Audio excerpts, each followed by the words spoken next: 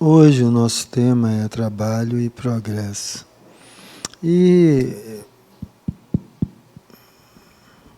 eu comecei com aquela frase ali: Deus, em seus sábios desígnios, não nos fez perfeitos, mas nos fez perfectíveis. Frente ao nosso tema, já tão bem introduzido na condução da meditação, o que é que vocês veem nessa afirmativa que se correlaciona com trabalho e progresso, ou que você entende de trabalho e progresso e que tem a ver para que nós estejamos aqui dentro de um centro espírita, colocando isso como tema de uma aula, né? Então aí que eu gostaria que vocês pudessem participar um pouquinho, trocando, né, com a gente. Centro espírita quer dizer, na casa religiosa, é isso que eu estou falando, né? Então, o que é trabalho e progresso? Aquela afirmativa tem sentido? Deus, em seus sábios desígnios, não nos fez perfeitos, mas nos fez perfectíveis. Um de cada vez. Aqui.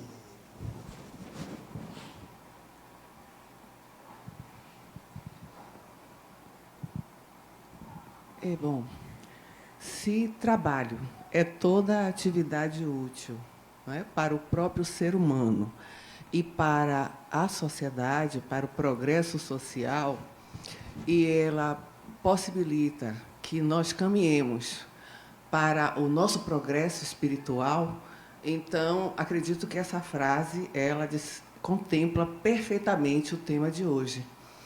Na medida em que nascemos simples e ignorantes, mas a nossa tendência é evoluir sempre, evoluir até chegar à perfeição.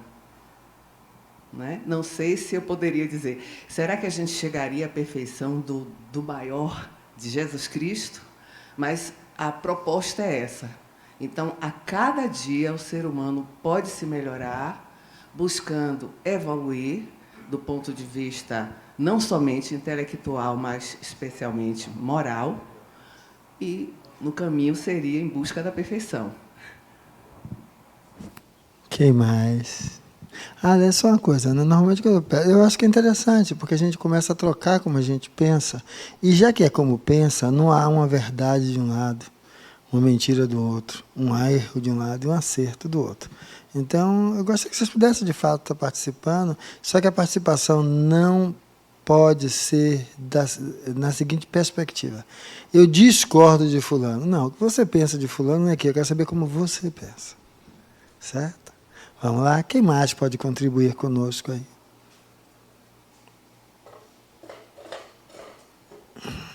Verena. Eu agora estou aqui pensando, quando a gente não faz um trabalho que a gente gosta, como é essa evolução? Não gosta mesmo, sabe? Você vê que se você descobre o seu caminho é um outro. Como que eu vou chegar nessa perfeição? Eu sei que ainda há tempo, mas se a pessoa não se move para modificar o trabalho, você vai ficar naquele trabalho. Como foi meu pai, por exemplo, a vida toda trabalhou numa profissão que ele não gostava e depois ele descobriu que ele gostava de algo, mas tudo bem, foi tarde demais. Ainda assim há esse progresso. Não, deixa eu perguntar uma coisa. É porque você trouxe seu pai, né? Eu acho que alguns elementos... se a voz ficar baixa, fale, que eu peço para ele regular o microfone. O que você falou em seu pai, eu acho que alguns elementos são importantíssimos, porque alguns elementos são estruturas fundantes dos nossos protocolos mentais, que é o que rege a nossa forma de atuar no mundo. Quando você olha para a trajetória que você enxergou do seu pai, e você foi copartícipe, né, da história transcorrida aí no que ele vivenciou, inclusive com o trabalho, sendo ou não o que era um dos sonhos dele. Você olhando para isso, a experiência de estar lidando com esse trabalho acresceu a ele alguma coisa? Quando eu vejo a trajetória final, eu acho que destruiu ele, na verdade. Você acha que não acrescentou nada? Eu não quero pensar assim, não. Eu acho que sim. Acrescentou? Acredito que sim. O quê? Talvez no final da vida, né, de ele refletir a trajetória dele, talvez ali naquele momento final ele despertou. Mas eu não tenho certeza, não. Eu estou só... Veja só, quando eu olho para essa frase, Deus em seus sábios desígnios não nos fez perfeitos. Para mim está claro que perfeição não é um construto estanque. Pronto. Nos fez perfectíveis, ou seja, nós não somos o resultado de um processo, nós somos o processo. Eu sou, entre aspas, perfeito a cada passo do meu processo, porque cada passo do meu processo expressa o melhor que há em mim naquele momento. Então, o perfectível é um perfeito que pela impermanência vai se transformando. E às vezes se leva e às vezes nós encarnamos dentro da tendência natural do humano, que é o evoluir, coagulamos situações que são conformadas como predisposições para aquele resultado do desenrolar do processo aparecer para as nossas vidas. Para alguns aparecerá em tempos mais mais iniciais, para alguns no final e para alguns não chega. Muitos de nós, quando fazemos uma transformação, diz: poxa, olha, eu mudei. Quantas encarnações eu venho repetindo sem mudar? Que na realidade não é sem mudar, mas mudando de maneira imperceptível para mim mesmo. Como se a gente pegar a trajetória do seu pai, acho legal quando você fez uma outra fase. Eu não quero acreditar nisso. Porque, por exemplo, vocês foram filhos. Viver a condição de ter colocado vocês, de ver vocês seguindo o próprio destino. E isso gerou um imprint nele, mas entenda que quando eu estou falando você e seu pai, eu estou falando para cada um de nós.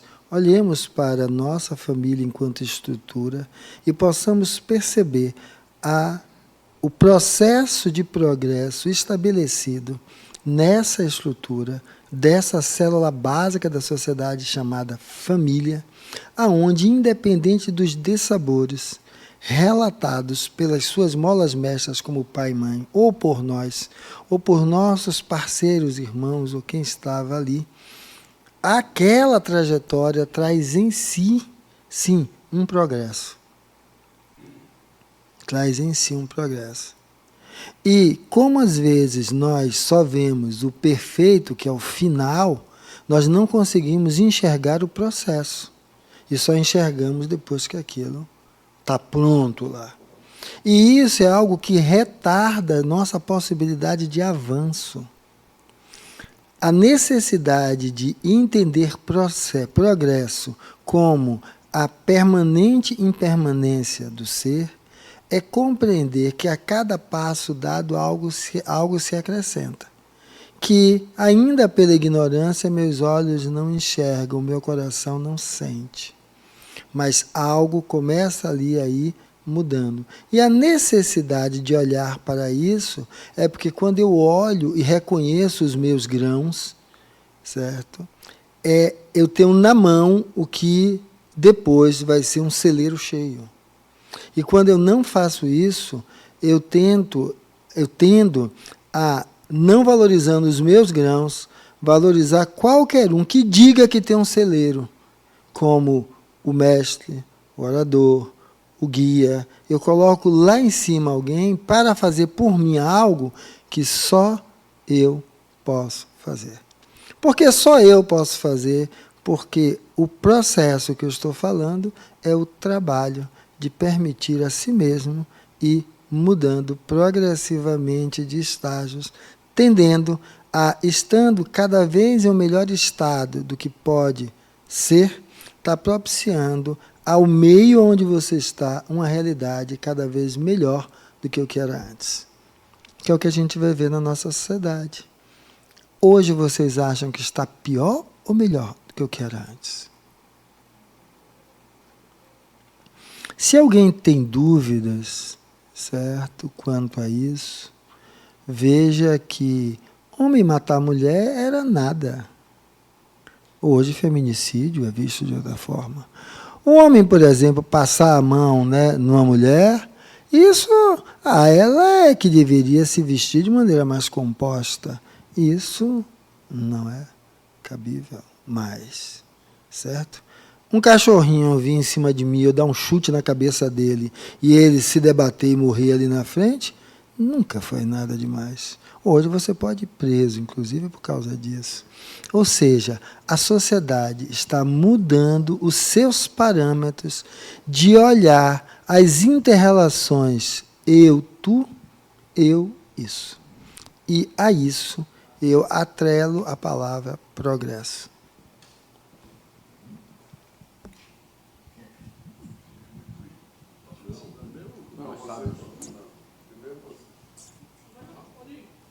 Ele está usando como parâmetro o volume de cabelos platinados. Eu escondi os meus.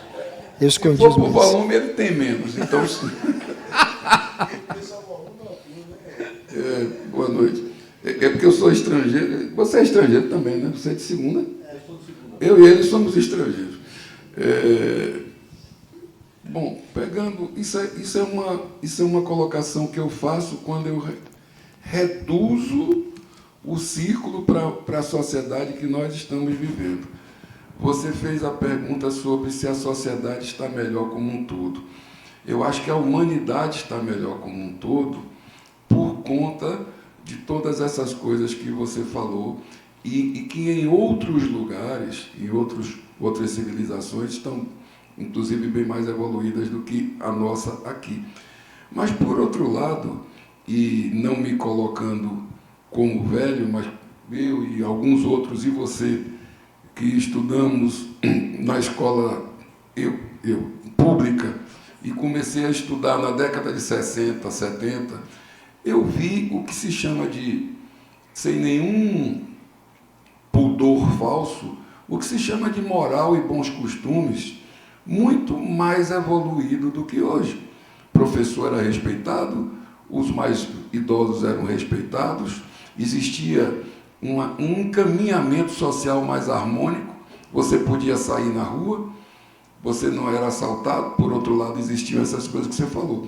Então, assim, esses bolsões de o que para mim parece ser regressão, devem ter um motivo, mas existe uma certa degeneração social quando a gente vê a escola pública, a escola de um modo geral, praticamente já não ensina mais, nós temos índices crescentes de analfabetismo, de violência, de tudo isso. Eu sei que a gente não pode dizer que a humanidade está assim, mas eu queria entender essa multidão, porque não se tratam de casos pontuais. Nós temos hoje jovens, eu vou encerrar por aqui, jovens que dependem de escola pública, não aprendem nada e não vão conseguir evoluir, acompanhar esse progresso que está existindo no mundo do trabalho, por exemplo, porque não se criam conceitos, não se cria uma base científica e intelectual neles, e os conceitos morais estão sendo degradados. Eu não digo a humanidade como um todo, mas eu queria, se você pudesse nos explicar, me explicar, ou até fora da aula, em momento oportuno, essa fração menor, que não é tão pequena assim, do que eu estou falando. O que você vai falar tem a ver com o que ele disse? Se tiver, eu junto as duas, se não, separo. O que eu vou falar tem muito a ver com o que então, ele disse. Então, pronto, diga. Eu me alinho a todas as palavras dele. Assim. O que eu percebo é alguns indivíduos, e eu acho que é minoria, alguns indivíduos que, para mim, é minoria, evoluindo. E me parece que tem uma maioria, pelo menos eu estou falando de, sei lá, da minha cidade, de Salvador, da Bahia, talvez. Acho Salvador pior do que outras partes da Bahia. Enfim, ao lado de evoluções tecnológicas, remédios que salvam vidas, equipamentos que salvam vidas, soluções tecnológicas melhores no campo da engenharia, no campo de medicina e tal. Mas eu vejo uma juventude assim que me parece que está se regredindo a qualidade do respeito, da ética, da moral. Eu vejo uma regressão também, eu não vejo só evolução, não. Me alinho às palavras do amigo ali. Eu lembro, eu sou um homem secular já, né? Eu digo que a pessoa é secular quando ela pode utilizar século como unidade para contabilizar a sua existência nessa encarnação. Como eu tenho meio século e 9 anos, eu posso me dizer que eu sou um homem secular. Naquela época, bastava o pai olhar que a gente já saía da sala. Agora, isso era respeito ou medo? Isso era respeito ou medo?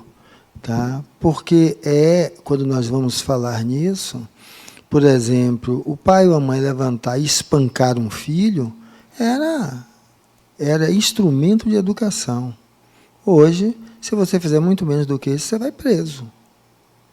Então, estamos saindo de um comportamento socialmente definido como correto pela imposição para a possibilidade da construção de um posicionamento que não é mais por imposição, submissão do outro, mas sim por começar a construir uma relação de equidade entre ambos. Sair de um polo para outro não é um estalar de dedos. Vai se pagar um dos preços. O preço do silêncio era justamente o medo, o temor do que ia acontecer. E o preço que vai pagar isso agora é o preço que nós estamos pagando. Porque para sair disso, a transgressão vai lá para cima, para descrever que justamente não está mais sob a égide da mesma coisa. É ela que é a mudança? Não. A mudança é, hoje, um professor, um profissional, ao lidar com uma criança, sentar no chão para falar com ela. Se colocar ao nível dela. Se colocar no mesmo patamar dela, quer dizer, ele se ajusta, ele ajusta a linguagem dele para ser alcançado por ela. Veja que não é imposição, é a busca de uma educação. Então, educar uma sociedade que nunca foi educar uma sociedade onde as famílias duravam muito, mas não porque eram fiéis, parceiras, certo? Era porque a mulher era submissa. Submissa porque uma mulher que se separava há meio século atrás e prostituta era a mesma coisa. Porque mulher separada era mulher fácil para qualquer um pegar. Então, quando a gente olha para isso, vale a pena perguntar se aqueles homens, aqueles pais daquela época, aquelas mães, porque quando eu estou falando isso, eu não estou falando de uma postura social que é do masculino, não.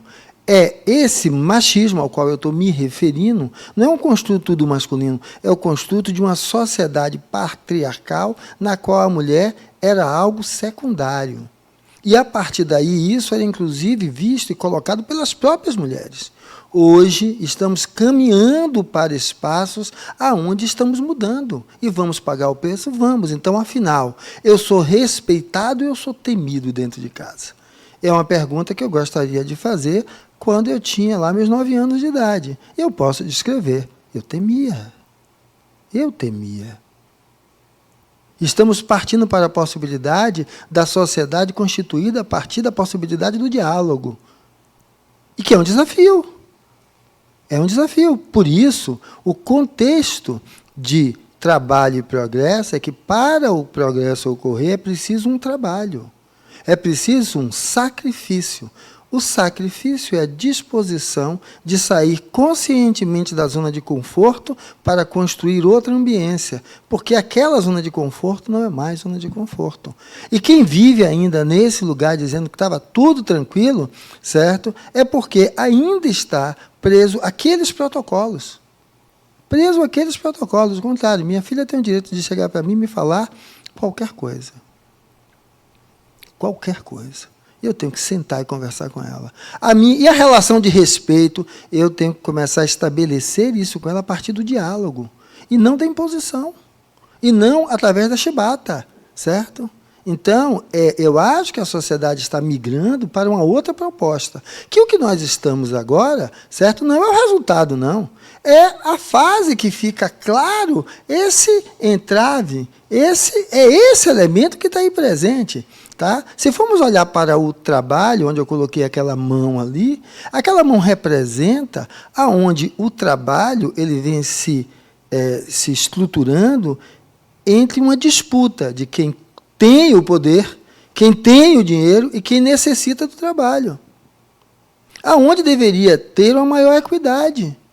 E não há essa equidade.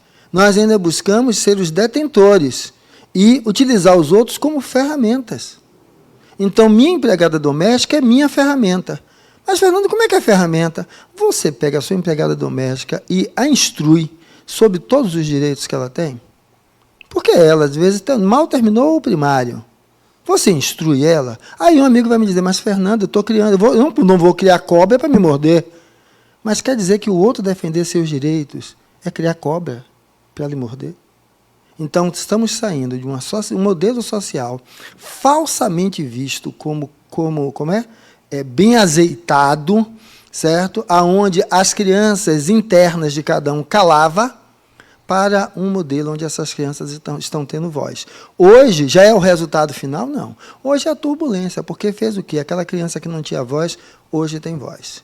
Hoje, ela chega na escola e diz, minha mãe me bateu. E aquela mãe pode perder a guarda daquela criança.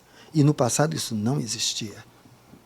Fernando, ela vai perguntar, mas antes, posso dar uma colaboração, um comentário? Pode ser, no curto. Entre um movimento social e outro, assim, de comportamento humano, a gente sempre observa essas zonas de convulsão social, né? Até em escola literária, a gente via quando havia uma mudança, barroco, parnasianismo, sempre tem uma fase de instabilidade até no comportamento, é chamado, às vezes, eu não sei, de maneira pejorativa, de histeria social. Então, eu acho que a gente está numa transição para um novo padrão, talvez mais estável. Eu vejo dessa forma, isso que a gente está vivendo hoje, com essa liberdade da internet, essa falta de uma política legislativa que module isso aí de uma maneira que não seja censura e nem ditatorial. E eu acredito que a gente está buscando, a gente está caminhando, concordo em parte com o que Augusto falou, mas acho que a gente está caminhando para uma estabilidade que vai conseguir utilizar esses benefícios de uma maneira mais equilibrada, sem tanta pressa. Né? Se eu descrevo como progresso, estamos caminhando para algo melhor. Agora, tem uma coisa que eu gosto. Tranquila. Augusto, é porque eu acho interessante, assim, ninguém muda o que não reconhece em si mesmo. Ninguém muda o que não reconhece em si mesmo. Por isso que Jesus andou com os 12 e ele não fez mágica. Na hora que ele mais precisou, os 12 se mandou, certo? Depois ele volta àquela dúvida. Então, o que é que acontece? Tem uma coisa que se chama, eu vou usar machismo, mas serve para a discriminação racial, que é o elemento estrutural. Aonde aquilo fez tanto parte da sua construção enquanto pessoa, que não é percebido. Ele é estrutural. Faz parte ali da sua forma de colocar. E o que é que eu acho, trazendo para o tema da nossa aula, o que é que o nosso momento, ele condiz, qual o trabalho necessário para que eu possa sair de uma proposta anterior que eu vejo que tem pontos negativos, para que a partir do movimento presente eu gere uma proposta para frente que seja mais positiva, certo? Para que eu entenda que trabalho é esse, porque aonde começa esse trabalho, ele começa no núcleo básico da sociedade. Quando vamos analisar isso, há tempos atrás, na época dos meus pais, né, aquela grande discussão com relação aos sistemas socioeconômicos e qual era o melhor, certo? E de organização política, né? Socialismo, capitalismo, comunismo, os ismos vários da vida. E o que é que a gente começa a ver? O grande problema não é o sistema, é o humano que está dentro do sistema. Eu venho de favela. E eu olhava e dizia algumas coisas que hoje a questão não é que é quem tem mais que oprime quem tem menos. Sempre vai haver um movimento desse. Mas o quem tem mais não é o dono da grana que está lá, não. É que você pega a criatura, bota ela como porteiro. Ela passa a criar problema para os iguais a ela acessarem aquilo. Porque é uma questão dessa competitividade que é algo inerente ao construto humano no nível em que se encontra agora. Então, não adianta propor um novo sistema onde essa estrutura que é humano não observa que ela precisa se transformar. E aí é onde eu agradeço, Augusto, essa coisa da gente poder dizer o quanto dói ver diferente do que era. Porque quando olha assim, parece que eu estou dizendo o seguinte, eu estou aplaudindo o que era. Não, é porque eu sentia daquele jeito. E hoje eu estou sentindo desse jeito. Então, a pergunta para mim é, como é que eu posso, agora, na conjuntura que está, passar a me sentir mais integrado com isso? Porque vamos entender que voltar atrás não existe. Só daqui para frente. Então, por exemplo, é a mesma coisa. Celular, certo? Computador, TikTok, tudo isso deteriora as pessoas. Espera aí. Isso também abre espaços. Qual é o trabalho? Utilizar-se disso para que os elementos positivos preponderem sobre o negativo. Isso é progresso. Retrocesso é tira tudo isso que tudo volta a ser o que era antes. Então, a proposta é entender que não somos perfeitos, somos perfectíveis, porque quando assumimos conscientemente o trabalho da transformação, fica mais fácil. Eu não estou me sentindo discriminado, alijado pelos que se dizem à frente e que eu estou sendo vítima deles. Mas eu vou dar espaço para duas perguntas, que a gente vai dar uma seguidinha, mas vai dar espaço para depois irem falando, porque senão eu não consigo fazer a coisa. Ela e ela agora. Depois eu abro para você. Vamos lá. Eu concordo quando você fala, né, que nós estamos vivenciando justamente um lado oposto.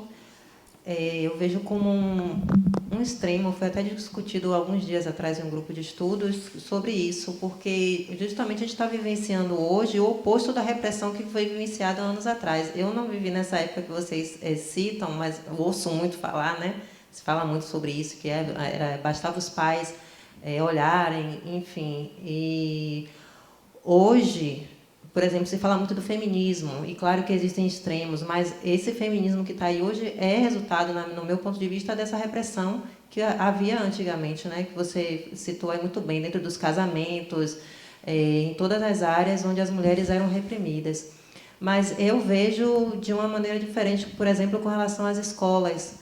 Eu tenho sobrinhas em escola pública e hoje elas têm um fardamento completo. Inclusive, eu comentei com elas, na minha época, se minha mãe não tivesse dinheiro para comprar a farda da escola, a gente nem entrava na sala.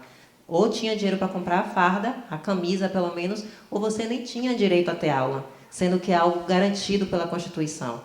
Então, eu vejo um progresso, sim, nas escolas, em relação a hoje ter o Dia da Consciência Negra, onde se colocarem a cultura negra em todas as disciplinas, se valorizar também as comunidades, né, indígenas, enfim. Essa desconstrução também do que a gente acreditava antes, que eram nos impostos nos livros de história, e hoje estamos descobrindo outras versões. A questão que você falou também de hoje a criança chega na escola e fala que a mãe bateu. Se também ela foi abusada, ela tem essa liberdade, existe um acolhimento maior da criança para ela se expressar e falar o que está acontecendo dentro de casa, antes não existia. Então, eu vejo tem também a questão da religião. Na minha época, a religião era só evangélica. Você tinha que aprender dentro da escola, sendo que nós somos um país laico, você tinha que aprender com uma professora evangélica o que era religião. Hoje se dá voz para as religiões de matriz africana Então, eu vejo um progresso muito grande em todas as áreas. Claro que, como foi dito, nós estamos vivendo um extremo, um oposto, devido a essa repressão que existia antes, e agora está mais, digamos assim, liberado, e isso assusta realmente, né? Esse movimento de transição pelo qual estamos passando, e estamos indo para um meio termo, para um equilíbrio, daí a alguns anos, eu acredito. Mas acho que estamos precisando passar realmente por essa fase. Da sua fala, eu vou pegar um ponto para depois eu poder reorientar, quando a gente passar o microfone. Uma das coisas que Augusto citou é que você vai ver hoje nas escolas. Hoje nós temos um volume de escola maior do que o que nós tínhamos antes. Um volume de pessoas na escola maior do que o que nós tínhamos antes. Hoje nós temos um volume de faculdades maior do que o que nós tínhamos antes. Lógico que vamos falar que houve um decaimento no nível de qualidade das faculdades. Mas vamos olhar que isso não é apenas imposto pela faculdade, não. O aluno já quer ir fazendo o curso de flash. As pessoas, por exemplo, a gente está aqui, tá? Vocês vão pegar a ULE, os 10 ciclos. A gente chega no ciclo, publicou um vídeo, publicou um texto, ninguém leu. As pessoas querem adquirir conhecimento num piscar de olhos, olhando um TikTok de 1 minuto e meio. E aí, fulano fez um vídeo fantástico. Agora a pessoa, olha só, ela admira o fulano, acha que digerir os 3 minutos de vídeo dele vai tornar ela tendo o conhecimento dele. Não, criaturinha, para fazer aquilo em 3 minutos, ele sentou a bundinha na cadeira, ou seja, teve trabalho. As pessoas querem alcançar as coisas sem trabalho. Porque a gente começa a segunda esperando o quê? Sextou. A gente sai das férias esperando o quê? As outras férias. Não conseguimos ter a maturidade de entender aquilo que está ali. Ó. O trabalho é um instrumento para o progresso social. O trabalho para nós ainda é a tradução da palavra tripalium, que é sofrimento. Então, enquanto eu ver o trabalho desta forma, ele vai continuar sendo o que é. Porque é esse o pedido para que nós... Porque a questão não está no dirigente do país, não está no professor da escola, está em nós enquanto núcleo. As famílias delegaram a escola da área da educação que elas não estão dando mais dentro de casa. Mas quando dizem da educação, não é essa por imposição, não. É a educação doméstica, que a gente vai aprendendo a conviver ali com o outro. Isso foi terceirizado. Então, nós vamos falando de quem? Aí, o que é que eu digo? Quando eu critico a sociedade, eu tenho que entender que um dedo aponta a sociedade e 3 dedos apontam para quem? Aí, a pergunta, na minha forma de ver, para entender aquilo que está como objetivo geral, é o que eu faço nessa sociedade, contribuindo para que ela seja como ela é. Mas como assim, Fernando? Como é que eu lido com meus filhos? Eu busco esclarecê-los sobre o papel do homem dentro da sociedade? Do homem quer dizer do ser humano dentro da sociedade? Eu discuto com meu filho qual é o papel da inclusão social? Eu discuto, meu filho, qual é o valor do trabalho para além do ganho financeiro? Eu discuto com meu filho o respeito àquela que está em casa cuidando dele, porque por ser empregada e estar ganhando o salário, ela não é inferior? Ou eu não faço nada disso, eu deixo para que a escola eduque? Então, esse, para mim, é aquele sentido, é entender que o trabalho eu sou médico, como formação inicial. Quantos amigos venderam para multinacionais, venderam seus negócios porque não tinha o quê? Quem desse segmento.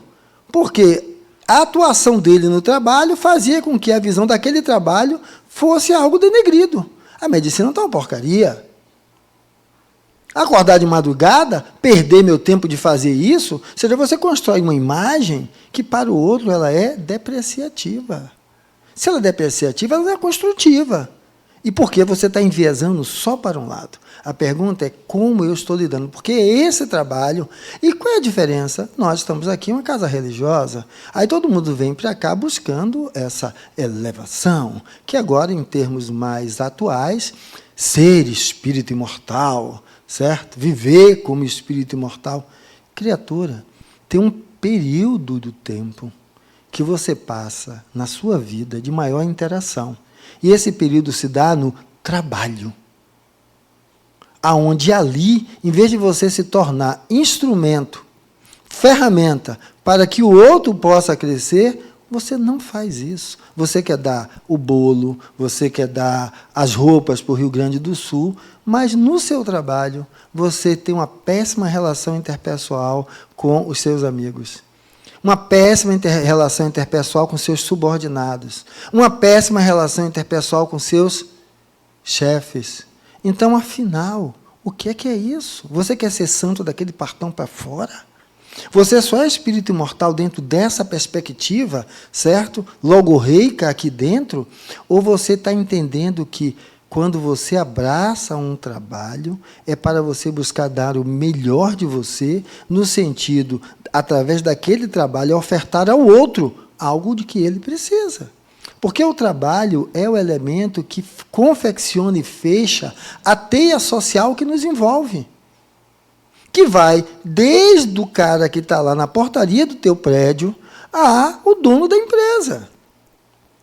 Agora, veja só, quando isso não é visto desse jeito, isso só deteriora. Então, vamos estar vivendo numa sociedade ainda em convulsão.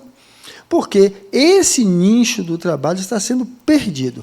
Aquela mão representa muito daquela briga onde os sindicatos estavam presentes, e depois você vai ver o seguinte, eu entrei para essa briga, eu tinha amputado os dedos, e quando eu entrei, foi que eu descobri, as pessoas brigavam por melhores salários. Eu era petroquímico na época. Petroquímico, não, trabalhava aqui no polo petroquímico, isso mesmo. E eu vi líderes que pagavam para suas empregadas meio salário mínimo. E quando questionou, é o valor do mercado. Quer dizer, para quem eu sustento é o valor do mercado. Mas para mim, não é. Então, para mim, aquele objetivo, ele vai traduzir muito bem naquilo que você estava descrevendo, porque eu acho que temos que educar nossos filhos para não ser marionetes. E a filha que, quando olha para mim, baixa o olho e sai, ela é uma marionete. Ela é uma marionete. Não é isso que eu quero na sociedade, porque dentro de casa ela aprende a ser marionete minha, e na rua ela vai ser marionete dos outros. Mas, Fernando, é difícil. É difícil. Se eu quero criar uma pessoa que tenha voz própria, ela tem que aprender a ser voz própria com a primeira imagem de autoridade com a qual ela convive, que sou eu enquanto pai. Por isso, quando você falou pai, isso me tocou. Então, quanto às escolas, o que é que eu vejo? Existem oportunidades maiores. É preciso haver um comprometimento dos próprios adultos, dos pais, para dar valor àquele ensino, a necessidade de olhar para aquilo, para aí poder cobrar. Porque, às vezes, o professor até quer ensinar, e a turma não constitui. Isso é algo de muito mais complexidade do que a gente possa pontuar aqui nos poucos minutos que nos restam. Mas eu estou trazendo se eu trago para mim o compromisso e a responsabilidade, eu sou esse elemento transformador da sociedade, aonde eu faço com que meus filhos não sejam marionetes. E aí é o que está aqui na colocação, que os sistemas vigentes são obra do nível evolutivo do homem e as desigualdades existentes são suas consequências. Então, é o que eu estava descrevendo para minha filha. Minha preocupação com você é o seu quanto de estudo, porque é o seguinte, não importa o curso que você vai fazer, é claro, o estudante medíocre será um profissional medíocre. E passar hoje em faculdade é a coisa mais simples. A mais difícil que tinha na medicina. Basta você ter dinheiro para pagar que você entra em qualquer uma. Certo? Agora, e terminar o curso também é a coisa mais simples. A escola não quer perder o que você paga todo mês. Certo? E ela não vai estar lhe reprovando. Então, agora, qual é a questão? Quando chega no meio de trabalho, a qualidade desse profissional. Que a gente diz, no passado era melhor. E agora, como está? Então, como é que isso transita? E, principalmente, qual é o meu papel nisso? Tá? Então, isso é preciso a gente olhar, porque senão nós ficaríamos colocando culpados fora, sem assumir a nossa responsabilidade dentro. Mais uma pessoa que queira fazer uma colocação.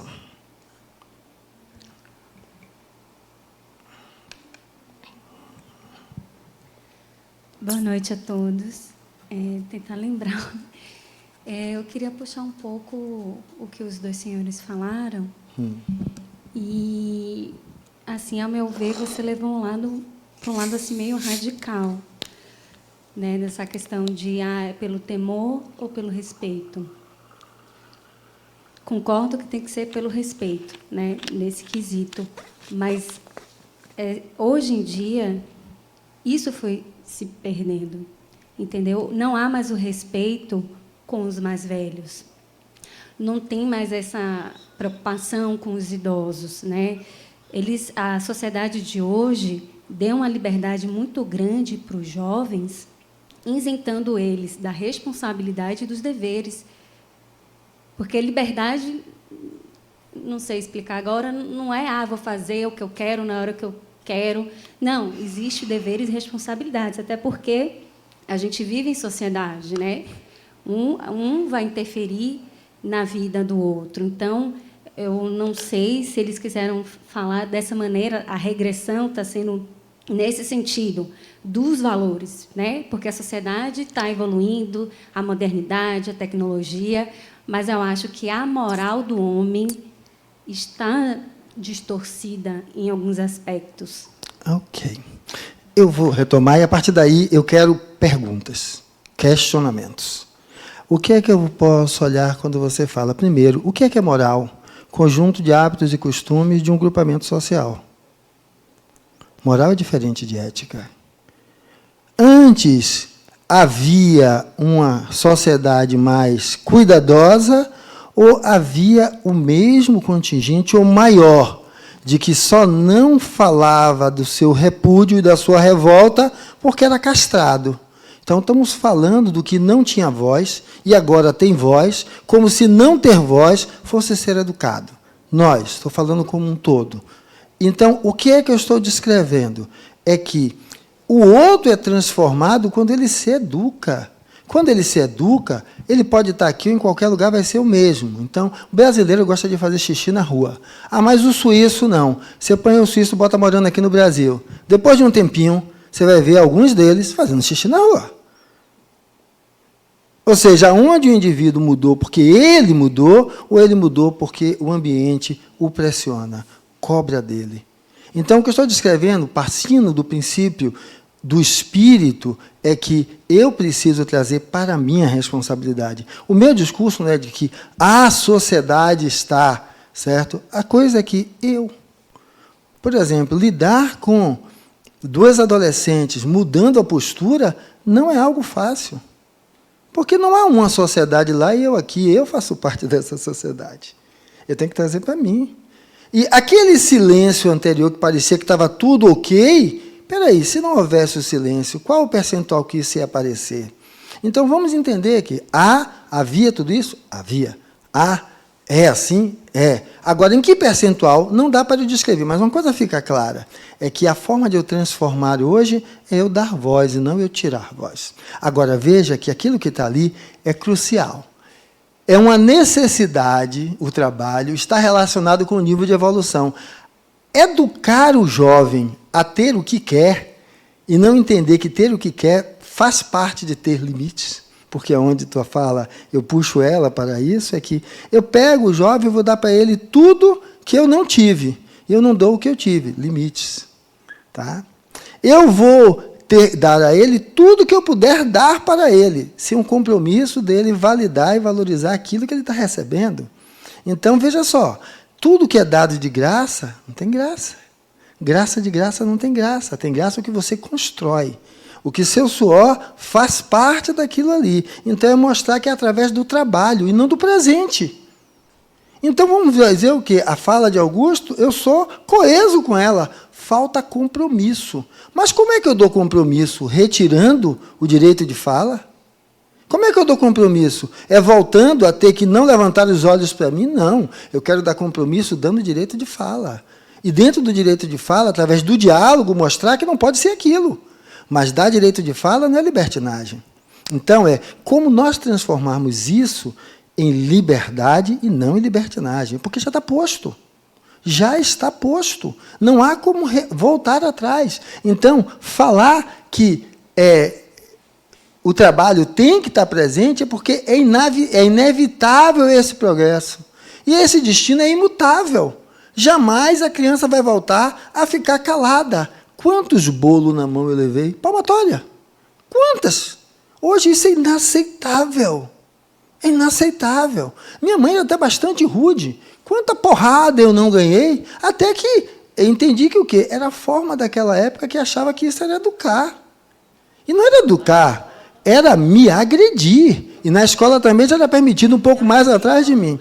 Mas eu não estou falando só do pior, não, pessoal, porque quando a gente fala assim, é como se estivesse jogando pedra no que estava lá atrás. Vamos entender o seguinte: trabalho e progresso, vamos lá, é entender que esse progresso que o Espiritismo traz para a humanidade, destruindo o materialismo, é nos olhar dentro de um contínuo, certo? Aquela criança que não tinha voz era reprimida.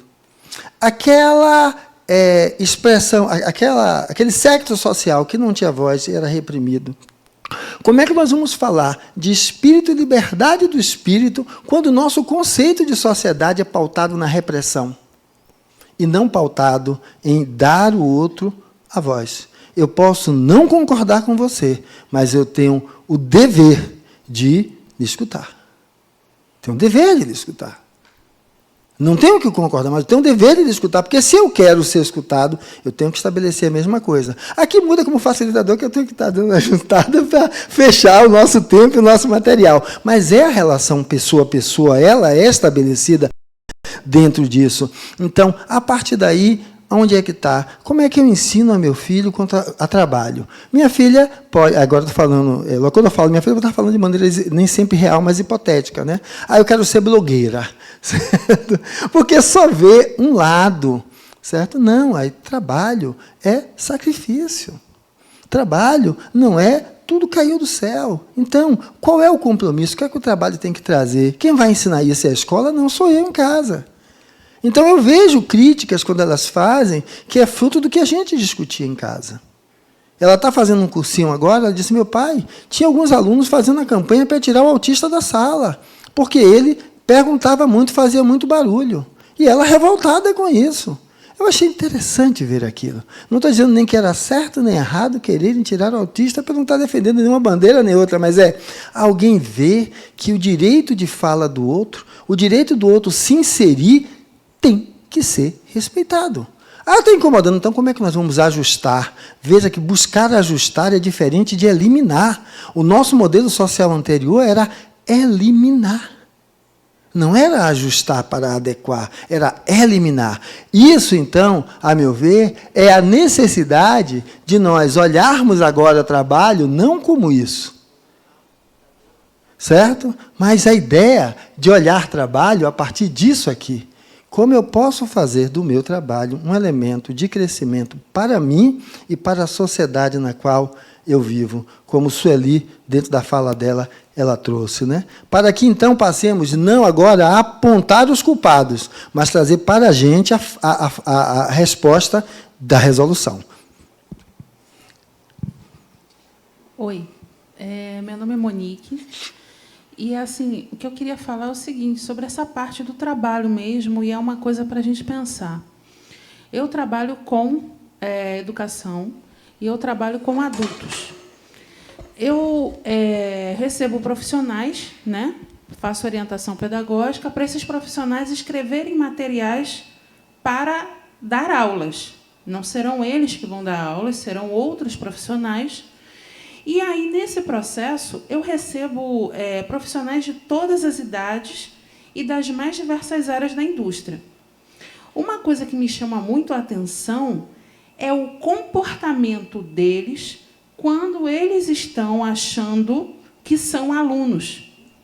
Por quê? Eu tenho que explicar qual é o trabalho, como se processa. Alô? Oi? Voltou. Oi? Pronto. Que eles não estudaram aquilo durante a vida, enfim. Então, tem toda a parte do treinamento. Durante esse processo, é como se eles voltassem a ser aqueles alunos que eles foram lá atrás. Rebeldes, respondões, indomáveis. Teve um que era uma criatura de 68 anos. Eu esperava mais maturidade, mas não teve. E, no final, tentava, abre aspas, filar o trabalho. Quando eu fui conversar com as outras colegas que fazem o mesmo serviço, todas estavam percebendo a mesma coisa. E aí veio aquela clássica, aluno é sempre aluno. Por que eu estou falando isso? É legal quando a gente olha para esses alunos que estão em escola pública, escola particular, eles estão aprontando, estão fazendo, estão desrespeitando. Eles são frutos da nossa própria sociedade, da casa deles, do que eles convivem com pais, do que eles convivem com os avós, e o que esses pais e avós estão ensinando, não pela fala, mas pelo exemplo. Então, eu concordo que a gente está convulsionando em um certo ponto, mas é por conta do nosso próprio comportamento geral. Eles são sintoma da gente. Isso é o que eu vejo como educadora. Acabou. Quando a gente fala de sintoma, e eu não vejo eles, eu vejo que nós somos o sintoma dessa mudança, desse movimento. Nós somos, como você disse, é simples. Você pega esse que está aqui, e, por exemplo, aqui, vocês estão agora de novo como alunos, né? Então, quando eu estava lá, a gente critica do aluno da escola. E agora, como está aqui todo mundo adulto? Eu tenho um tema. Eu vou ver o tema e eu vou fazer o quê? Aprofundar, porque, digamos, não são 2 horas, que é 120 minutos, 10 minutos antes, 100 minutos. 100 minutos não dá nem para arranhar o que é trabalho e progresso. Mas a pessoa quer sair com o construto a partir apenas do que houve aqui. Ela não lê nada antes de vir para aqui. Na discussão, ela não contribui. Mas não estou dizendo não ter que falar, não, porque às vezes a gente é tímido, contribui dentro de si mesmo. Poxa, o que é que estão questionando? Como é que eu vejo isso? Que o silêncio exterior não quer dizer nada, mas ela tem que estar se questionando, porque quem se questiona aqui dentro, quando sai daquela porta, vai buscar se responder lá fora. Quem se questiona aqui dentro, quando ouviu a fala de Augusto, quando está ouvindo a minha, a de fulano, que estiver em casa e vê seu filho, mas não tem filho, seu primo, mas não tem primo, seu sobrinho, vai estar olhando a mesma coisa. Então, afinal, nós estamos fazendo o nosso trabalho de casa?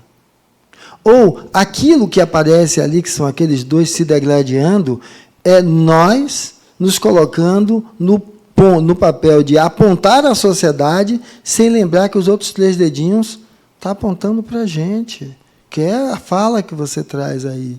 E veja, o nosso modelo social, ele fala de um crescimento a partir de competitividade. Eu acho que é uma leitura enviesada do darwinismo.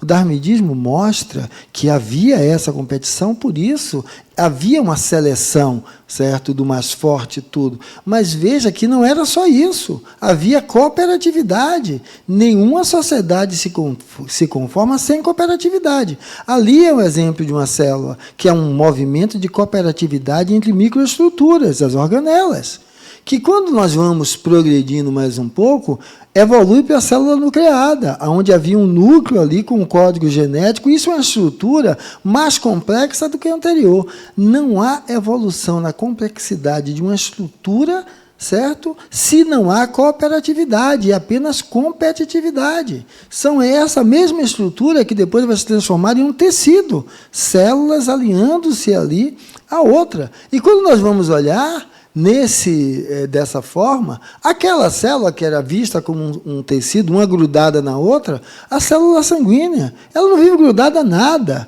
É hemácia, é o leucócito que vai livre ali. Agora, são ligados por uma função. Agora, veja só, o nosso modelo é de competitividade. De pura competitividade. Que eu quero ser o maior e quero passar por cima do outro. Esse modelo não fala a favor de progresso.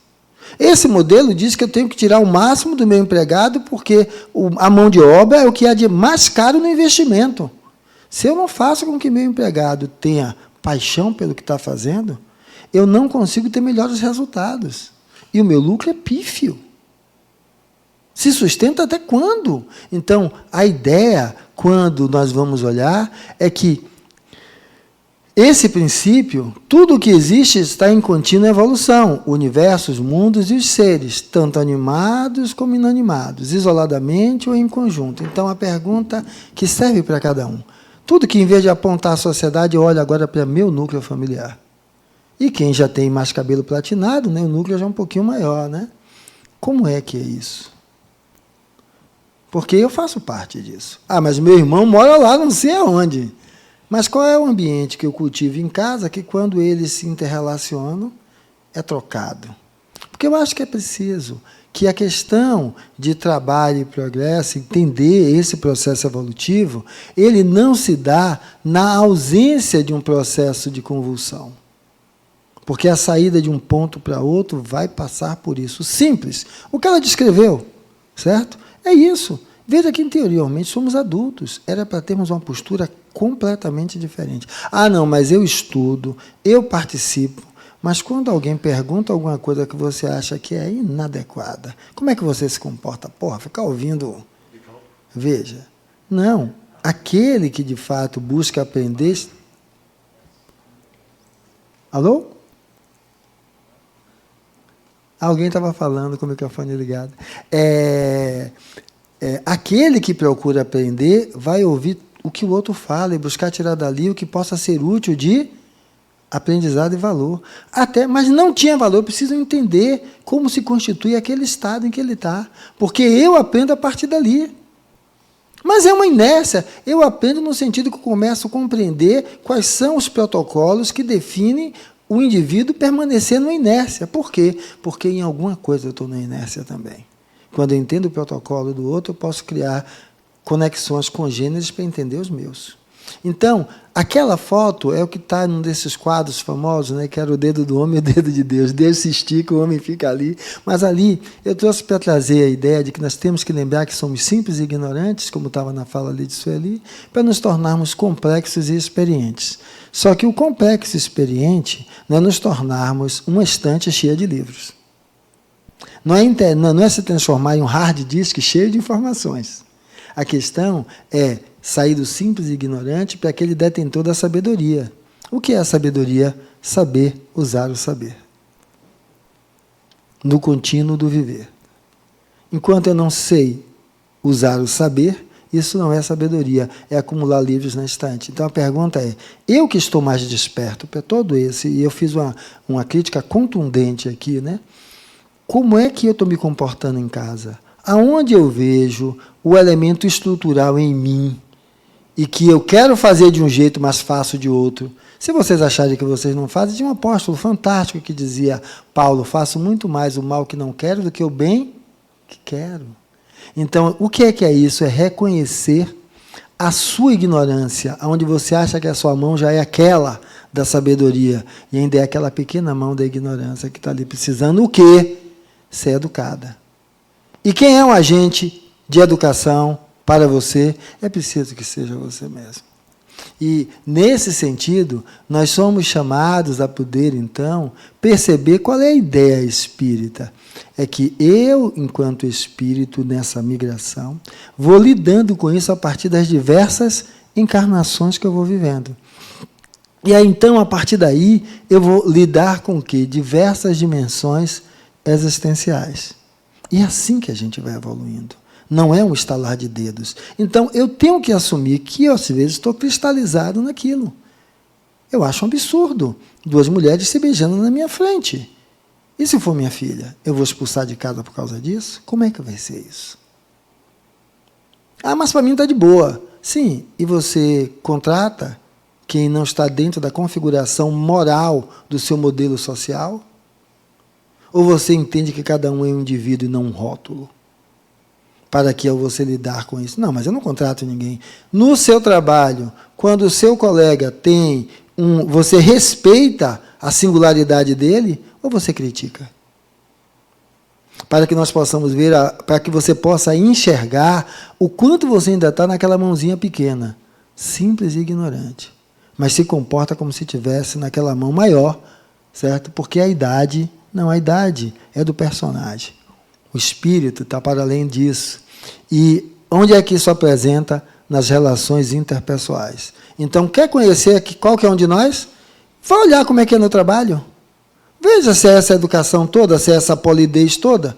Se quando acorda com os 2 pés para trás, atende aquele que o procura naquela área de atuação que ele escolheu. Ah, mas eu não gosto dessa área, meu amiguinho. Se você não gosta, vai fazer outra coisa. Ah, mas eu não tenho como fazer outra coisa. Então, se melhore. Mas eu não gosto disso aqui. A questão não é o que você faz, é como você faz o que você faz. Eu posso ser limpador de latrina, certo? Ser mal pago. Mas quando eu vejo alguém dizer, poxa, o banheiro estava limpo. Eu cheguei correndo e eu consegui sentar, porque tem lugar que a gente não senta. E eu não consigo ver nisso um valor do meu trabalho, significa que eu só valorizo o meu trabalho quando é o outro que fala dele. Eu não sei fazer isso. Então, eu estou muito distante daquele complexo experiente. Muito distante. E aí, é nesse sentido que há necessidade, então, de nós entendermos que não é um estalar de dedos.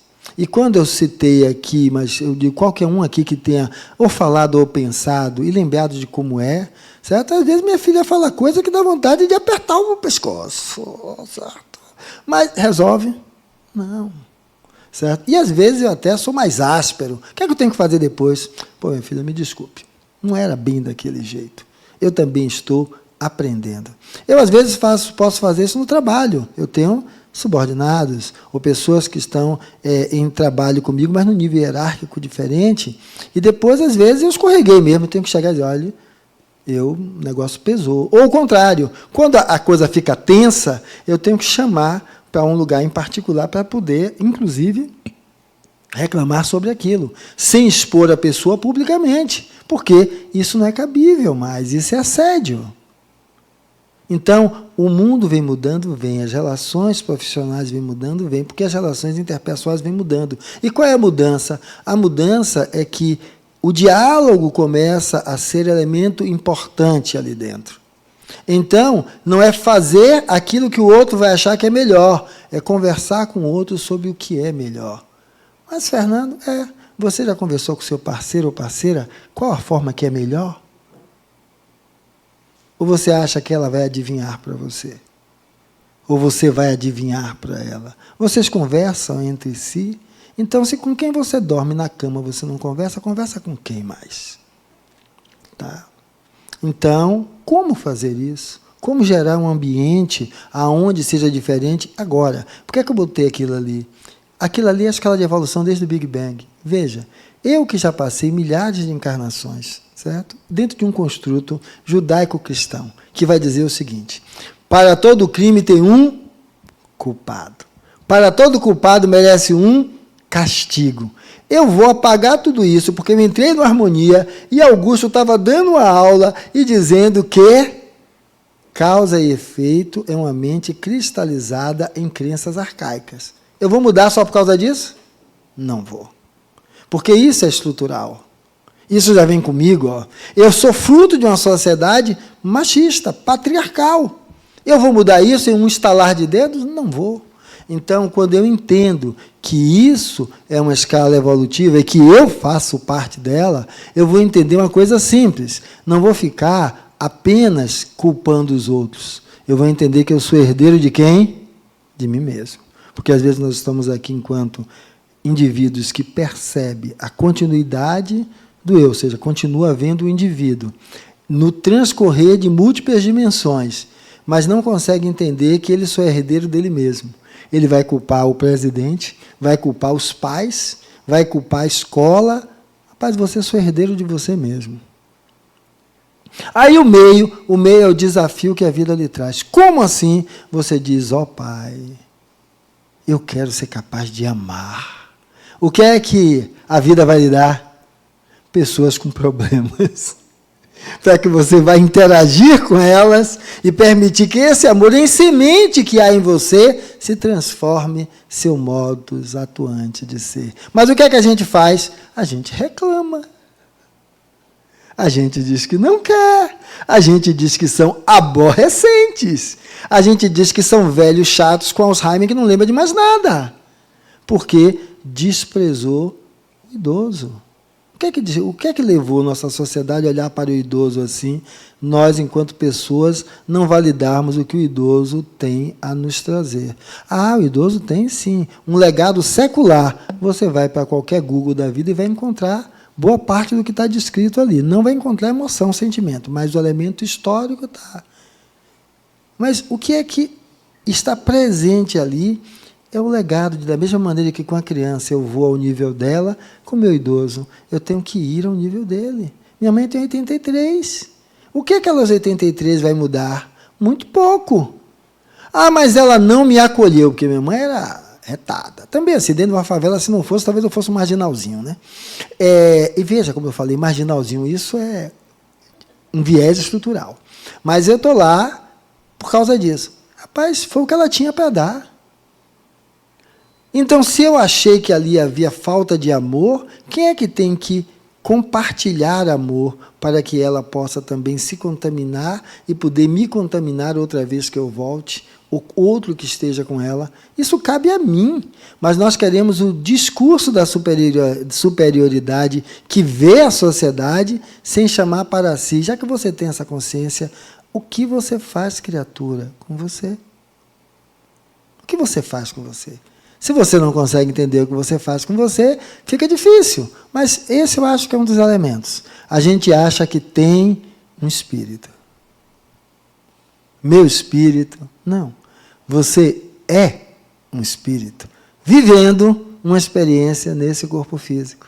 Então, olhe para algumas coisas que você vai entender que... Mas o mundo espiritual pós-morte é um retrato do que você viveu enquanto... no corpo físico.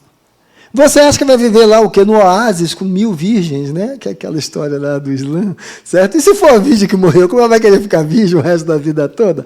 Ou seja, o que é que você traz enquanto visão do espiritual? É algo romantizado ou é algo mais próximo, né? O que é que seria esse mundo espiritual para você? Para mim é um mundo de alteridade, em que eu não esteja ali sob a égide da imposição de ninguém e também não esteja na libertinagem. Isso só pode ser construído se aqui eu me dou a isso.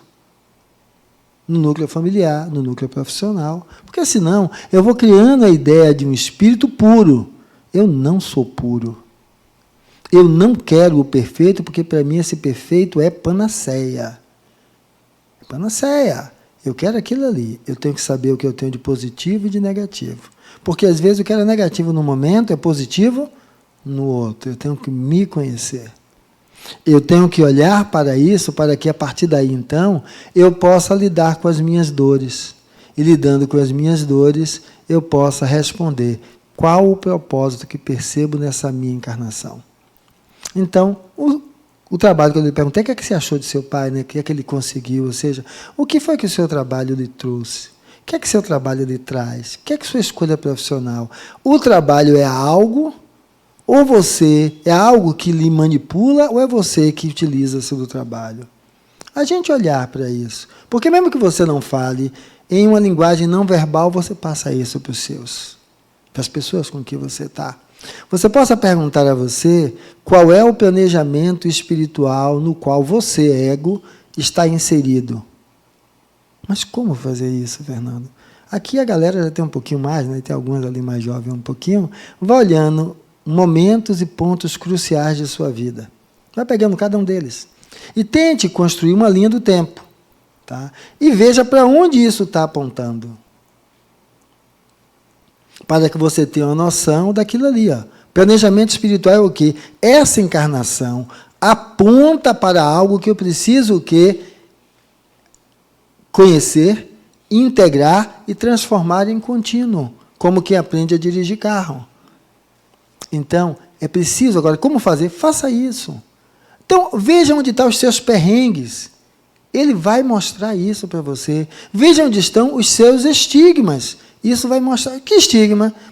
Agora eu sou cotó, né? Negro faz parte do meu estigma. Tá? Aonde o meu discurso passa a ser agora a favor do negro. Não, o meu discurso tem que ser a favor do humano. Porque senão eu me torno um discriminador igual ao discriminado. Então, esse é o lugar do espírito.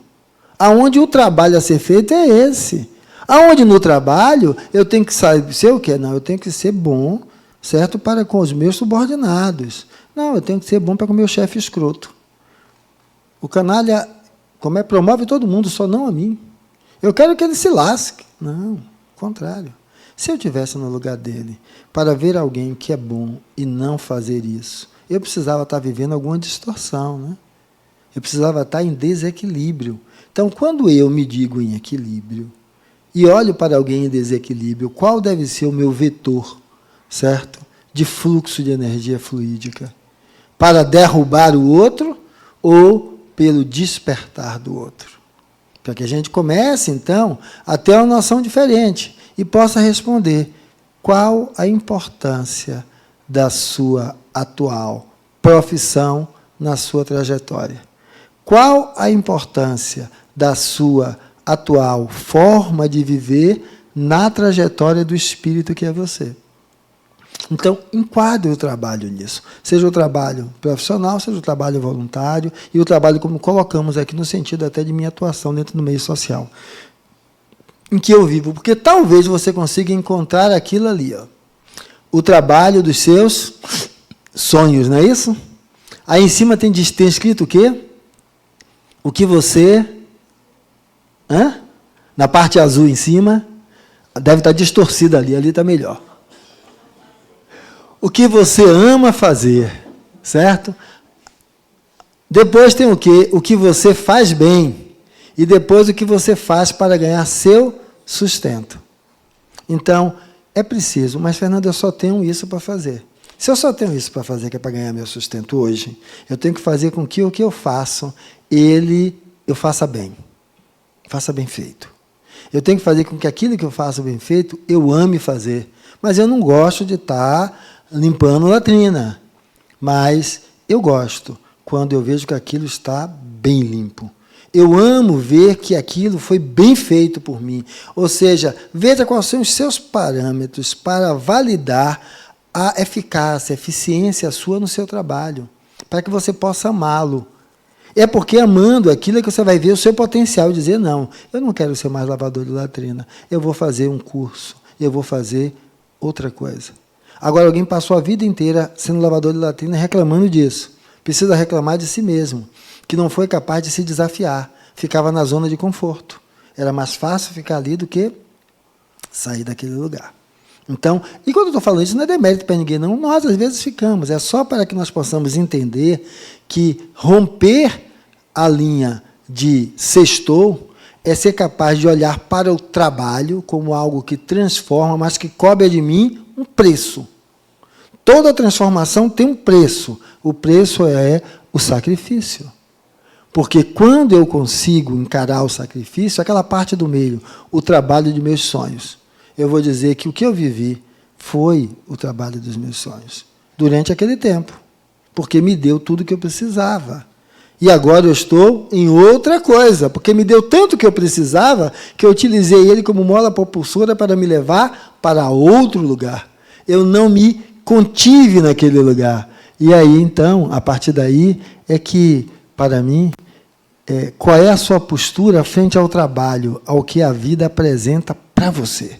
E você possa olhar isso e aí poder ver de outra forma, e poder buscar se responder quanto a isso. Então, a ideia é que falar de progresso e trabalho possa estar engendrada nesse nível de autocomprometimento. Porque, assim, na sua fala, eu vejo isso muito tranquilo. Porque, por exemplo, aqui eu sou como facilitador. Eu estava fazendo a formação em psicoterapia do espírito com Adenauer, né? Então, eu estava lá como aluno naquela hora, né? Olhando. E como muda, né? Muda determinadas coisas. Aí foi legal que eu fui fazer a apresentação de um caso, né? E aí eu li o caso. E aí, na hora que eu li o caso, que ele fez uma pergunta, eu parei e repeti a pergunta de novo.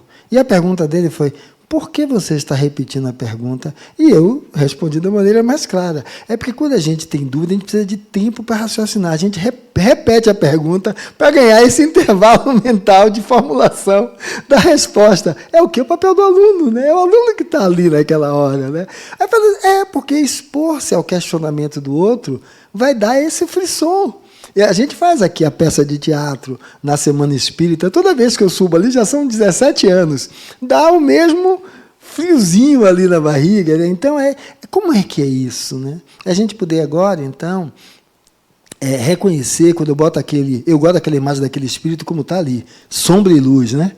Eu preciso conhecer o que há de sombra e luz no espírito que sou. E como é que eu vou reconhecer isso? Tudo que você aponta fora de você faz parte da sua sombra.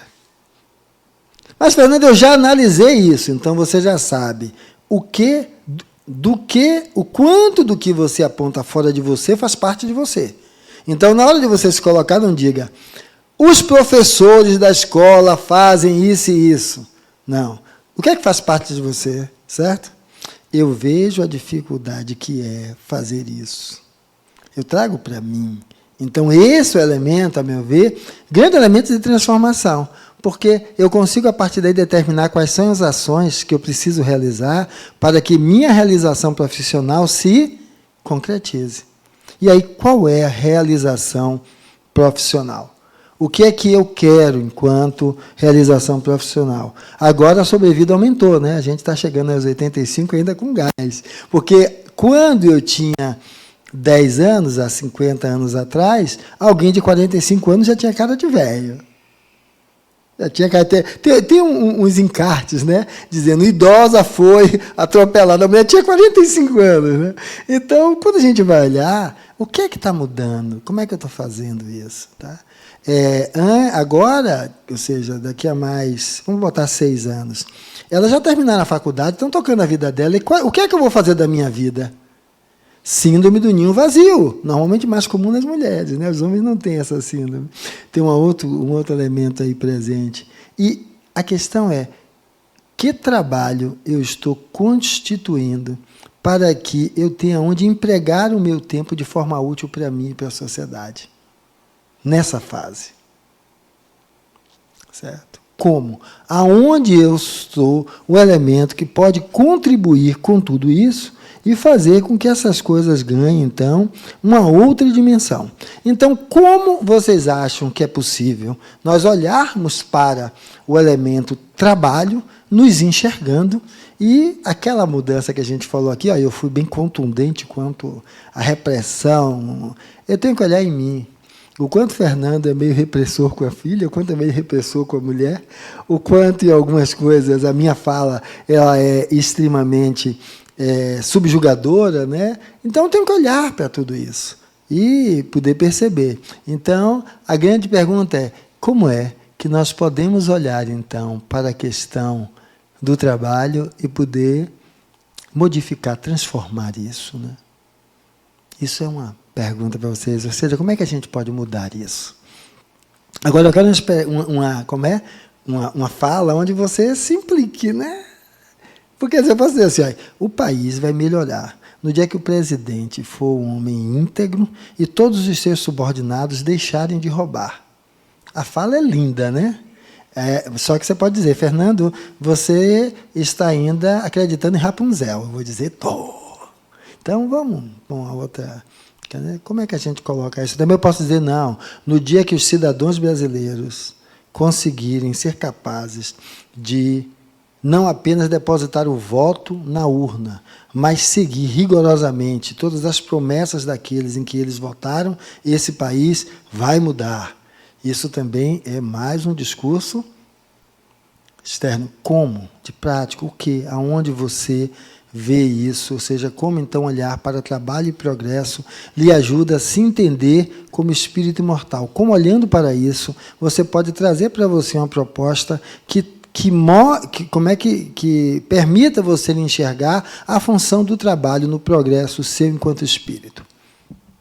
O que é que vocês podem aí trazer?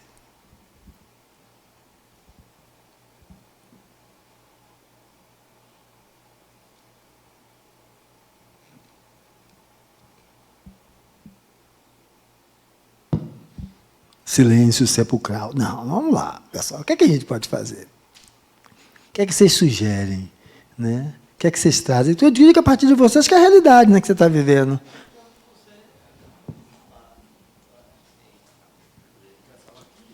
Não, precisa falar no microfone que tem gente nos assistindo. Tá, vamos lá. O que você acabou de trazer, assim, né, no contexto geral da aula, né, o que vem a partir de nós, né, e do que a gente pode contribuir. Né? Assim, eu também sou da área de educação. Né? Eu trabalhei na área de educação de jovens aprendizes, né, no Senai, e hoje trabalho com desenvolvimento de liderança. E não vejo muita diferença entre uma coisa e outra, né? Bom, qual é o cerne da questão? Por exemplo, o que é que eu fazia para entregar de valor aos meus alunos, né? Primeiro, sendo o exemplo, né, como você coloca aí, e segundo, enquanto proposta educativa para eles, né? Aí eu vou dar um exemplo só para ser rápido e me fazer entender. Existia lá em 2013, por aí assim, né? Naquele período, no Senai, as turmas de agentes de limpeza urbana, né? Enfim, para limpar ruas, né? Para remover animais, para fazer pintura de meio-fio, existe um curso, eles precisam passar por um curso, né? Não é um emprego que você chega, bota o currículo e entra, não. Precisa passar por todo o processo. E assim, o histórico dessas turmas era de uma evasão muito grande, era de uma indisciplina muito grande, né? A característica era de alunos de muito baixa escolaridade, alunos de comunidade, né? Eram turmas que não ficavam em sala de aula, né? E aí o Senai me entregou um desafio, tira as demandas de Mauro das outras disciplinas e coloca ele com essa turma, né? Pelo perfil, né? Pela forma de lidar, enfim, né? Pelo desempenho que ele entrega aqui na empresa, né? Na instituição, com todas essas turmas. Talvez funcione com essa. E eu peguei essa turma, né? E o primeiro diagnóstico que eu fiz, né, lógico, pelo histórico, né, fui ver o histórico todo, né, o que eu falei agora, e no primeiro contato, né, a primeira coisa que eu fiz foi uma baixíssima autoestima desses alunos, né. Na apresentação curricular, né, você já vê o semblante cair, porque o cara vai ter que estudar um pouco de matemática, né? Porque ele vai aprender a fazer um cálculo, por exemplo, de varrição. E ele não sabe nada de matemática. Né? Tem uma equação para isso. Então, assim, na grade você já vê o semblante baixar. E daí eu já vi porque aquela turma, essas turmas não vingavam. Assim, já não, na apresentação curricular, eles já se achavam incapazes.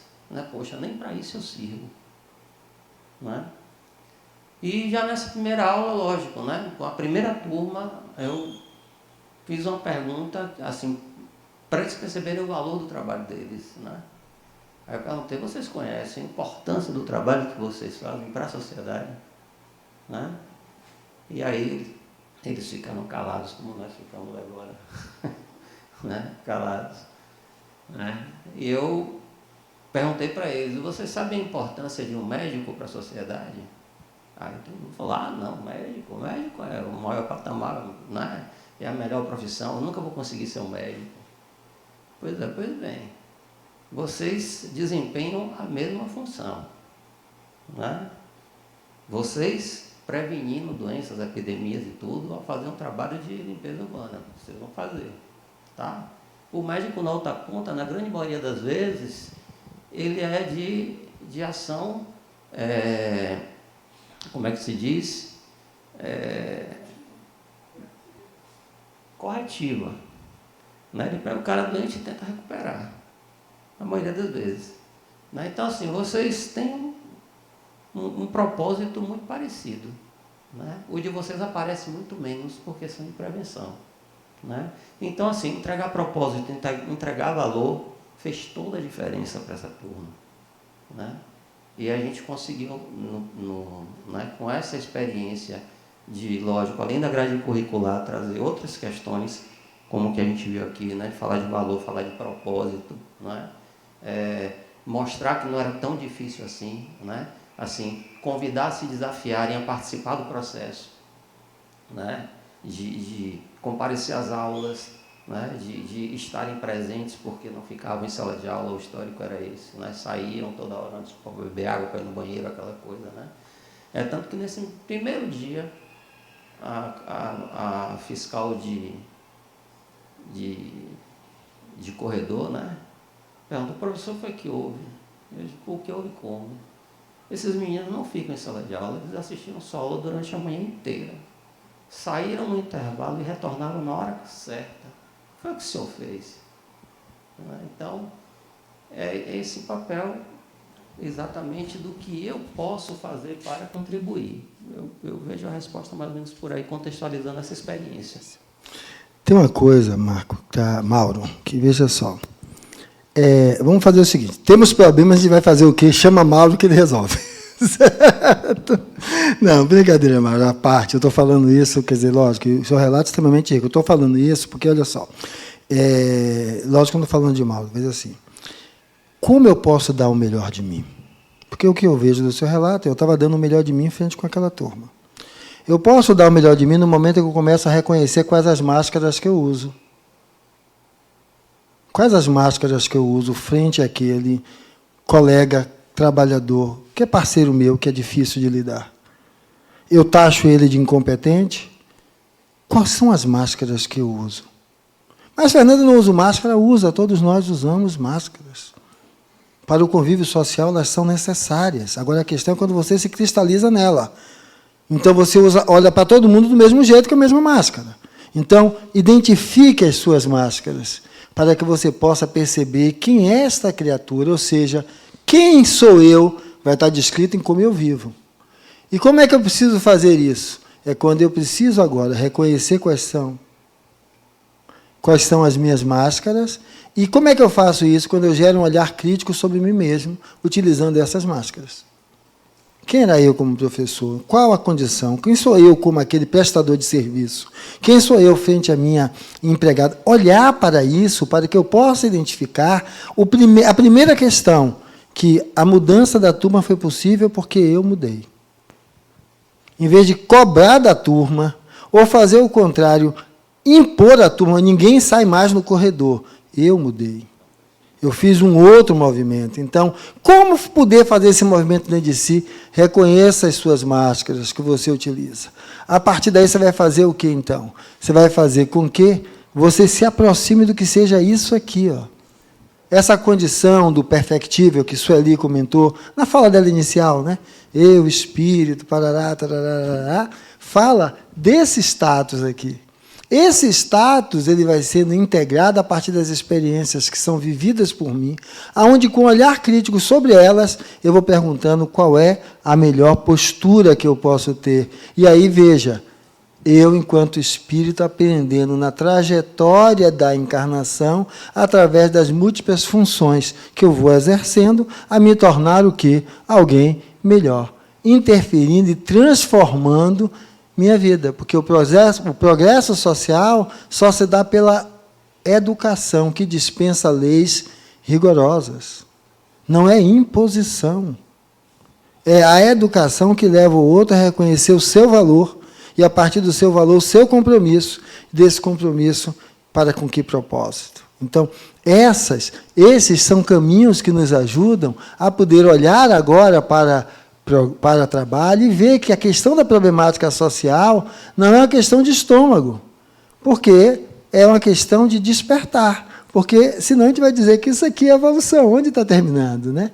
Ou seja, qual é a consciência que nós temos como manutenção da nossa própria integridade física?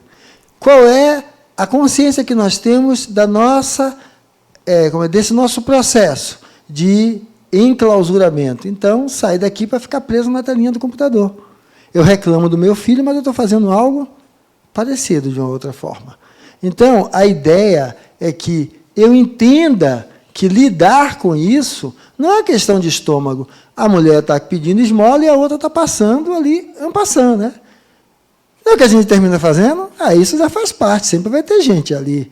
A questão é quando, eu acho que a nossa maior doença é quando nós nos tornamos indiferentes quanto à problemática social. E essa indiferença, às vezes, se retrata nisso aqui. Nós só vemos a indiferença nos políticos. Não vemos a nossa indiferença. Passa por ali e não... Tinha uma propaganda linda, que a mãe estava com o filho dentro do carro, e ela parava com o carro na sinaleira, e o menino via uma outra criança pedindo comida ali, uma no papelão, e ele dizia, mãe, aquele menino, ela dizia, que menino? Ela já não enxergava mais. Não enxerga. Aquilo passa a sumir. E dessa forma, a gente vai para onde? Lugar nenhum. Entender que há uma conexão entre família espiritual e família carnal, aqui encarnada. Aonde eu gosto da ideia de família, assim, é aquilo que eu quero. Que família, para mim, não é algo que nasce do acaso. Família, para mim, não é fruto de um espermatozoide e um óvulo. Família, para mim, é aquilo que a gente constrói. Família, para mim, é algo que tem que ser construído. Porque, senão, a família é só um locus de cobrança. A mãe que eu quero, o irmão que eu quero, o pai que eu quero. Ou um locus de deposição de frustrações, que não me deu o que eu queria, que não fez o que eu queria. Isso precisa mudar. Então, nesse sentido, quando eu saio desse lugar, dá para se discutir distribuição de renda, sistemas econômicos, desigualdades sociais e entender qual é o sistema ideal. A meu ver, o sistema ideal, ele é o sistema aonde você se compromete. A gente vai dizer o quê? Uma andorinha só faz verão? Porque, normalmente, quando uma andorinha consegue levantar a cabeça e falar, outras andorinhas que estavam escondidas falam também.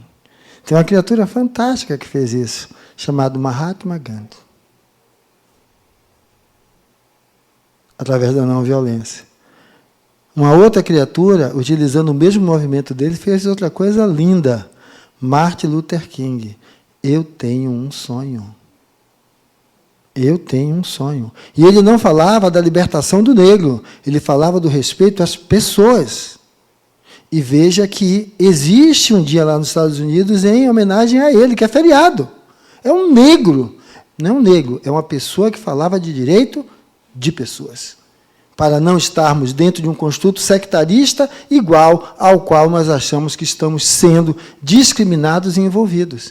Esse é um chamado para fazer algo diferente, aonde agora eu vou olhar para tudo isso, no pisca-pisca aqui está 10, certo? E vou me fazer assim, ó.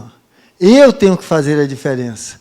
Eu tenho que descrever, quando ele disse, eu tenho um sonho, quantos também acordaram e despertaram para ver isso, então, como possibilidade. Então, é preciso saber em que lugar nós estamos, aonde nós apontamos o dedo. Para ser esse lugar do mobilizador, ou, vocês já viram isso aqui? Escreva na louça a palavra ética. O que é que o menino diz? Roubaram o giz, professora. O que a gente quer escrito na louça da vida, o giz não pode ser roubado. É seu sangue e suor. Sem seu sangue e suor, a louça da vida vai continuar na indiferença que sempre foi. E tudo começa, e começa em você. Agora, às vezes, nós ficamos um tanto quanto aí incomodados, né?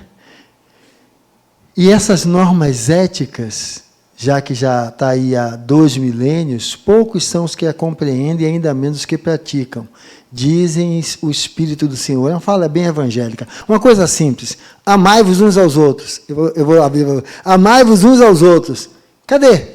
Simples. Se nós fizéssemos, maravilha. É uma norma que tem mais de 2000 anos. Certo? Amai-vos uns aos outros. Cadê? Aonde nós estamos nisso? Vivemos nos queixando de quem não nos ama. Eu quero alguém que me ame. E aí, veja, aquilo que está ali. Por que você não está trabalhando? Porque eu não te vi chegando. Ou seja, eu não tenho um compromisso comigo. Certo? E veja o quanto isso é real, quantas vezes é um movimento nosso, sem nem pensar. Certo? Sem nem pensar. Então, para entender que isso, mexer nisso, é descer a níveis mais profundos. E que algo que para mim é... Pisca-pisca está bom. Isso, ó, é uma massa muito pequenininha. Ali é o exemplo do Simpson, né? Então, ou seja, você está parando para pensar, porque às vezes você vive assim, ó. Cadê? Cadê? O meu trabalho, eu acho que o meu trabalho é uma merda, é isso? A falta de foco aqui está triste. Deixa eu ver qual é a frase que está ali. Não. É isso. O meu trabalho é uma merda. É o que está apontado ali, certo? Então, veja, é essa história. Quem faz o meu trabalho sou eu. Então, é preciso a gente sair desse lugar para que a gente possa se desafiar. Porque enquanto eu vivo falando dos outros, eu não faço essa migração. Eu fico no mesmo lugar. E ficando no mesmo lugar, não vou para lugar nenhum, porque eu fico me divertindo com as máscaras que são tão cômodas. Tão cômodas. Eu não consigo tirar as máscaras e assumir aquilo ali. Meu Deus, dê-me sabedoria, porque se me der coragem, me der força, eu vou bater nele. Certo? Então, ou seja, eu coloquei como brincadeira, mas é assim, é preciso sabedoria. Tá? Sobre essa questão da desigualdade social, eu sei que é um problema estrutural muito maior, muito mais amplo, e não é um caso que dá para se olhar de forma isolada. Mas eu queria uma opinião sua, passou ali aquela imagem da senhorinha, e você falar da nossa indiferença, que é fato, mas existe uma situação que até poucos dias atrás eu vi, tem ocorrido com muita frequência nos supermercados. Você vê um jovem assim, com idade para trabalhar e pedindo um alimento nas filas, e aí o pessoal do mercado muitas vezes é grosseiro, aí começa aquela cena, né? O pessoal querendo tirar e xingando, enfim. Como é que você vê isso? Eu sei que a gente tem que fazer a caridade, né, na medida do possível, mas e quando vem essa questão do... A pessoa tem idade para estar trabalhando, está jovem, saudável, e prefere continuar naquela vida mais cômoda. Claro que eu não estou falando de... Tem que se dar oportunidade, e isso começa muito antes, na escola, desde a infância, promovendo, né, ações sociais desde a infância, inclusive com relação à alimentação, que muitos não têm, e aí acaba gerando toda uma bola de neve, e aí já os estudos já vai evadindo, enfim.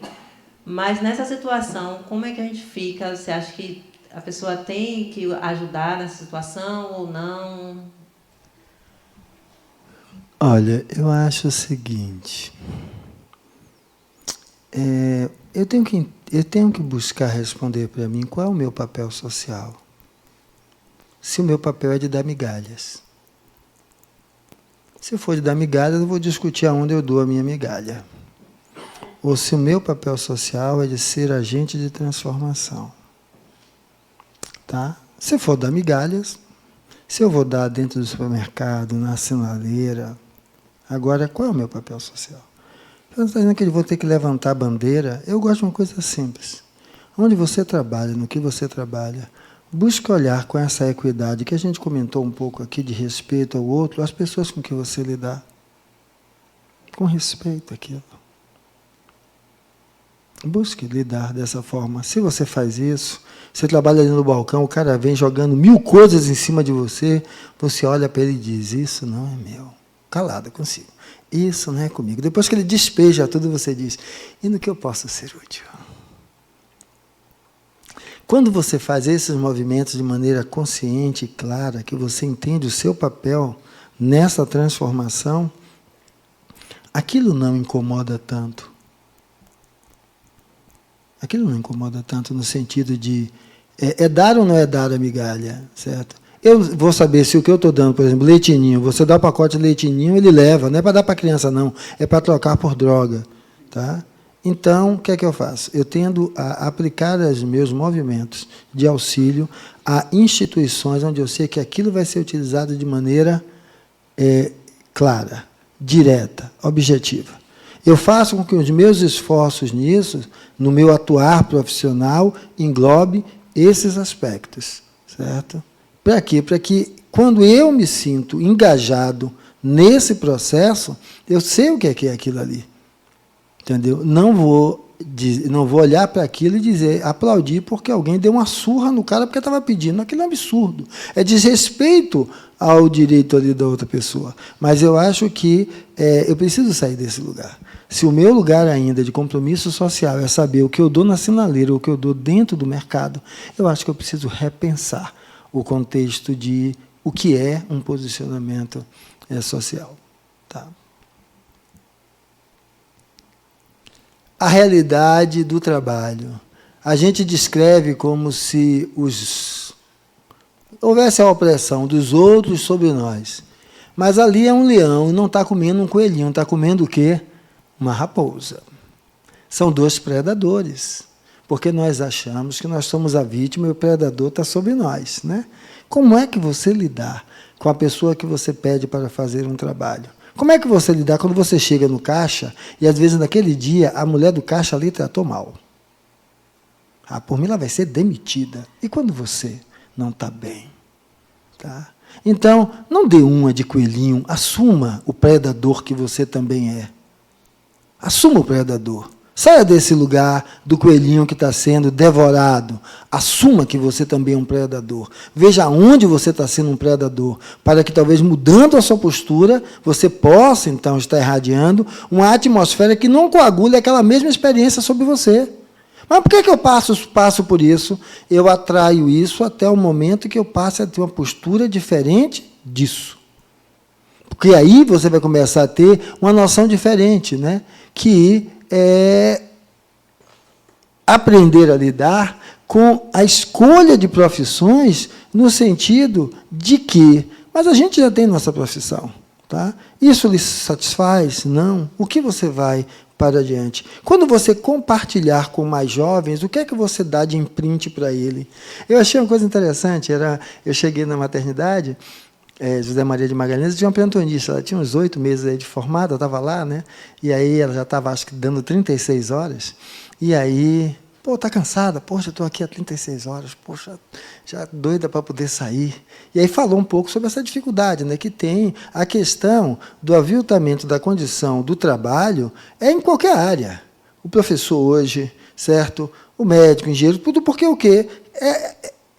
É o movimento que está aí presente. E ela começou a falar daquelas dificuldades, aí que ela fez, poxa, mas eu fiquei feliz quando fulana, que não estava respondendo a nada, começou a responder. Eu via ela na semana passada, certo? Eu pensei que talvez fosse até morrer, mas ela foi respondendo, estava melhor agora. Eu fiz, olha, jamais permita que esse brilho no seu olhar se apague pelas dificuldades que você vem enfrentar. Porque, justamente, só conseguindo manter aceso esse brilho no olhar, somos capazes de fazer com que a realidade seja diferente. Porque aqueles colegas que você olha e critica porque não fez nada, é porque eles permitiram que esse brilho se apagasse. Ou seja, o que há ao redor é maior do que a luz que você tem dentro de você. Por mais que seja complicado lidar por isso, agradeça que você tem um olhar ainda que vê a dificuldade, que quer fazer a diferença. Então, alimente ser a pessoa que faz a diferença e não falar sobre o que oprime essa diferença que você quer fazer. Então, para mim, esses elementos vão fazer com que a gente seja capaz de compreender que as leis que regem são feitas por nós. Então, tudo que é aí é nosso reflexo. Então, quando eu falo da sociedade, sou eu. É tudo que está aí. Sou eu.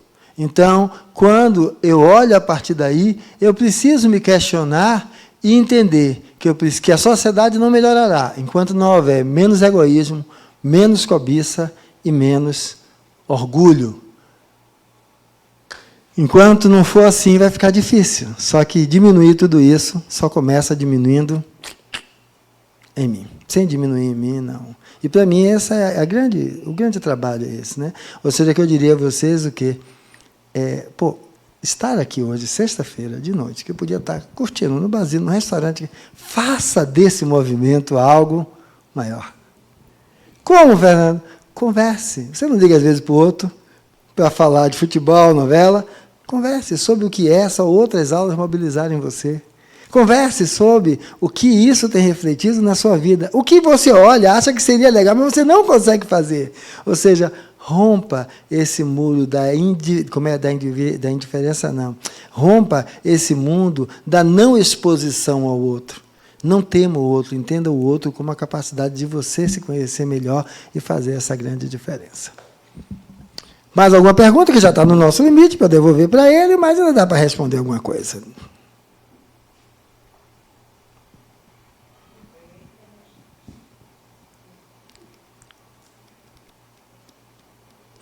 Eu, às vezes, como tem um protocolo de material que eu tenho que falar, eu tenho que dar para vocês a voz e trazer.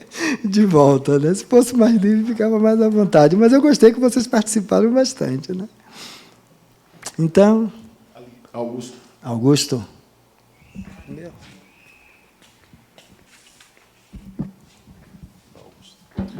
O trabalho é uma das leis naturais.